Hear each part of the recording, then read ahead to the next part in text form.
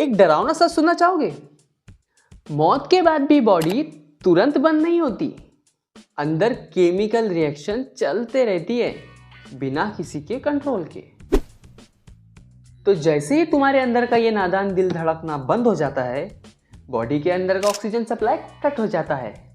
Sales के अंदर का जो पावर प्लांट है यानी माइटोकॉन्ड्रिया वो फेल हो जाता है और वहीं से शुरू होती है तुम्हारे बॉडी के अंदर की सबसे पहली केमिकल रिएक्शन, एनारोबिक केमिस्ट्री। तो सेल बिना किसी ऑक्सीजन सप्लाई के काम करना शुरू कर देते हैं और लैक्टिक एसिड जमा होना शुरू हो जाता है। अब सबसे शॉकिंग चीज शुरू होती है, ऑटोलाइसिस, यानी तुम्हारी बॉडी खुद को ही डाइजेस्ट करना शुरू कर देती है। तुम्हारे बॉडी के अंदर के जो एंजाइम्स है वो बाहर निकलकर खुद के ही वॉल तोड़ना शुरू कर देते हैं और सबसे पहले ब्रेन, फिर लीवर और फिर स्टमक, इन सब पर अफेक्ट करते हैं क्योंकि सबसे ज्यादा एंजाइम यहीं पर स्ट्रांग होते हैं।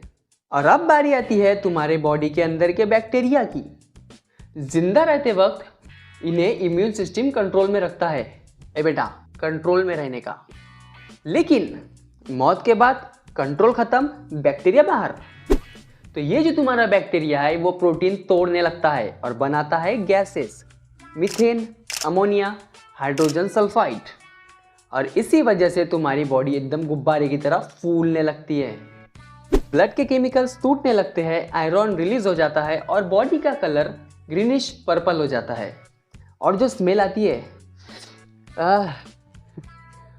स्मेल आती है वो एक्चुअली में गैसेस का मिक्सचर होता है और ये स्मेल ही साइन होता है कि तुम्हारे बॉडी के अंदर केमिकल रिएक्शन शुरू हो चुकी है। तो अब आया समझ में?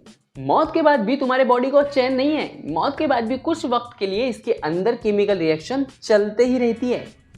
वीडियो पसंद आया होगा तो अभी के अभी सब्सक्राइब करो, लाइक करो, कमेंट भी कर ही सकते हो।